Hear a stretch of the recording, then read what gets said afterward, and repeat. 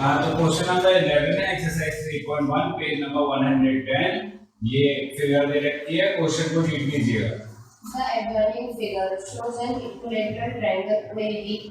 तो इसका मतलब क्या है? Triangle OAB is an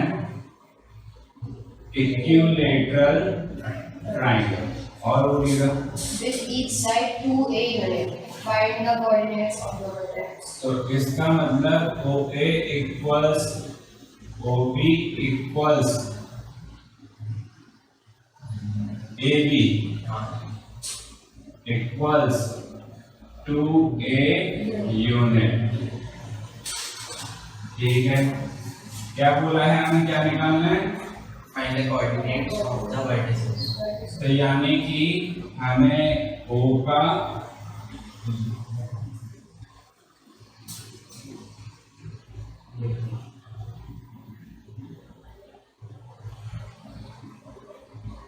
A का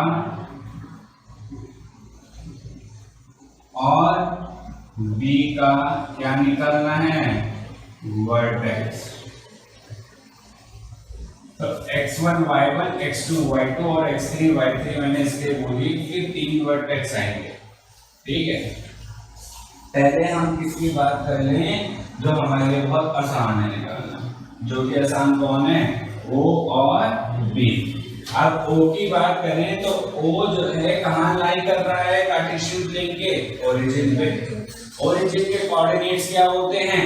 0, 0। सोचने की जरूरत ही नहीं। तो इसका मतलब x1 और y1 उसके कोऑर्डिनेट्स क्या हो जाएंगे? 0, 0। पहला काम हो गया। Yes. अब दूसरा है कौन? B। अब B के कोऑर्डिनेट्स फाइंड करने हैं हमें। तो B का x2 coordinate x3 coordinate distance from y axis. y axis से डिस्टेंस B का कितना है? 2a। y एक्सिस ये रही, B पॉइंट ये रहा, यहां से यहां तक की दूरी कितनी है? 2a। तो वो क्या हो जाएगा? x3। और B की दूरी x एक्सिस से कितनी है? कुछ भी नहीं, क्योंकि वो तो उसी एक्सिस पे लाई करता है। तो क्या हो जाएगा? 0। तो इसका मतलब हम इसको सॉल्व करने के लिए क्या लिखेंगे? That distance. और जब भी हम डिस्टेंस की बात करेंगे कौन सा डिस्टेंस होगा? Perpendicular distance. Distance of point B from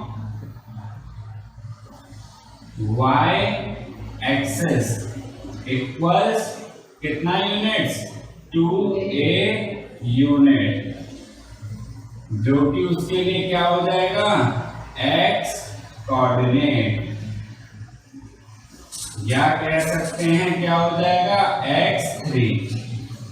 ऐसे ही distance of point B from x axis. जब x एक्सिस के ऊपर लाई करता है पॉइंट तो कोई डिस्टेंस नहीं होगा और क्या आ जाएगा? 0, जो कि पॉइंट B का क्या बन जाएगा? y कोऑर्डिनेट, या जिसको हम बोल सकते हैं y3। तो इस तरीके से हमारा B आ गया। कोई डाउट? अब हम बात करते हैं किसकी? पॉइंट A की। अब पॉइंट A के कोऑर्डिनेट निकालने के लिए हम क्या करेंगे? हम A से एक परपेंडिकुलर बनाएंगे x एक्सिस के ऊपर। यानी कि हम क्या करेंगे? ड्रॉ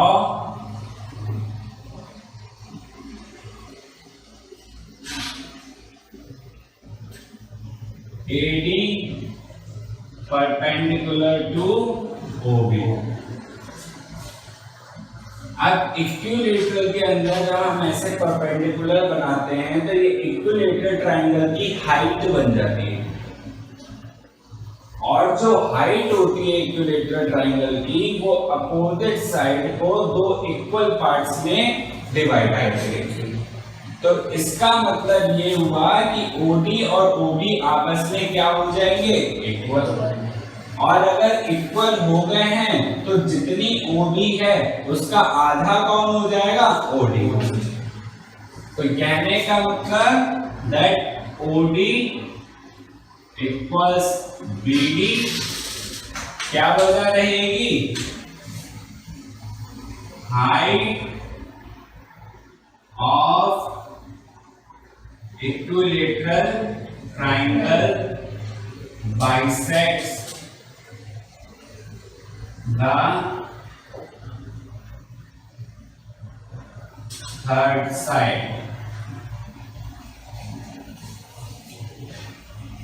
थर्ड साइड कह लीजिए या वो साइड कह लीजिए जिसके ऊपर हाइट बनेगी। आ गया समझ? तो अब हम कह सकते हैं that OD is equals to OB upon 2 और OB कितना है, 2A अपॉन 2। तो OD क्या निकल कर आ गया, A। तो कहने का मतलब कहां से कहां तक की बात हो गई, यहां से यहां तक।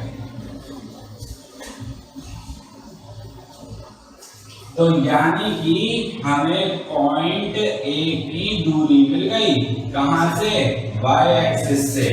यही दूरी कहां है, यहाँ। आ गया समझ? अब हमें क्या निकालनी है, ये वाली, यानी कि हाइट की दूरी। अब हाइट की दूरी कैसे निकालनी है, तो उसके लिए हम पाइथागोरस का इस्तेमाल करेंगे। पाइथागोरस का कैसे इस्तेमाल करेंगे, ये हो गई 90 डिग्री, हमको पता चल गई है A, हमें पता है ये किसके इक्वल है, 2A के, क्योंकि इक्विलेटरल ट्रायंगल की साइड है। तो पाइथागोरस लगाकर थर्ड साइड निकाल सकते हैं। यस सर, बिल्कुल। तो निकालेंगे थर्ड साइड, पहले इसको नोट कर लीजिए, उसके बाद थर्ड साइड की बात करेंगे। हमने निकाला था OD equals A unit and OA equals OB equals 2A units. क्यों, क्योंकि ये इक्विलेटरल ट्रायंगल है। अब हम ट्रायंगल की बात करेंगे इसकी, इन ट्रायंगल OAD 90 डिग्री के अपोजिट वाली क्या कहलाएगी, हाइपोटेन्यूज। यानी कि OA का स्क्वायर इक्वल्स, OA का square equals OD square plus AD square. सही है बात? ये किस लिए, पाइथागोरस पढ़ा होगा, पाइथागोरस यही है।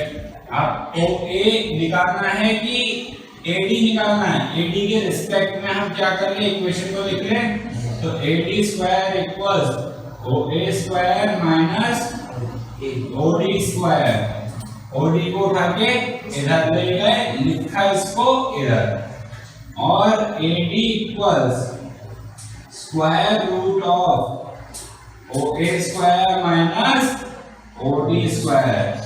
अब हम OA और OD की वैल्यू को पुट कर दे, तो OA की वैल्यू कितनी है, 2A, OD की कितनी है, A।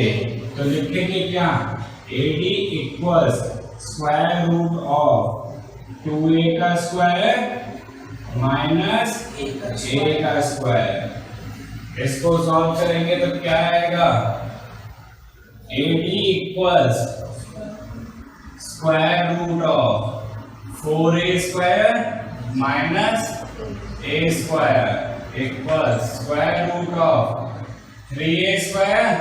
अब A तो आ जाएगा बाहर, 3 रह जाएगा अंदर। तो AD इक्वल्स क्या होगा, A रूट 3 यूनिट। कोई डाउट इसमें? अब हम फाइंड करेंगे किसके कोऑर्डिनेट्स, वर्टेक्स A के।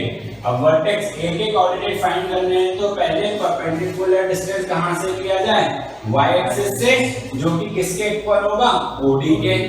और फिर परपेंडिकुलर डिस्टेंस कहां से लिया जाए, x एक्सिस से, जो कि किसके इक्वल होगा, AD के। आ गया समझ? तो हमने क्या बोला, distance of point A from, पहली कौन सी एक्सिस से लेंगे, y एक्सिस से, जो कि कौन सा कोऑर्डिनेट देगा, क्या दिया था हमने x2 और y2 माना था ना, चेक करो a के कोऑर्डिनेट को सबसे स्टार्टिंग में क्या माना था, x2 एंड y2, तो इसका मतलब इसको क्या बोलते हैं, x2 इक्वल्स कितना आएगा, OD के इक्वल, और OD कितना है, a, आ गया समझ,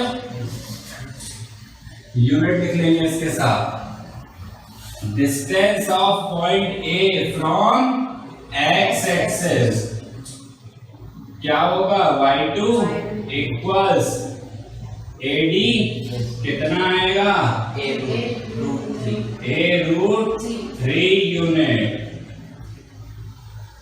तो आपके कोऑर्डिनेट्स क्या हो जाएंगे, दैट पॉइंट A के कोऑर्डिनेट्स हो जाएंगे x2 है a और y2 है a√3, आया समझ, कोई डाउट?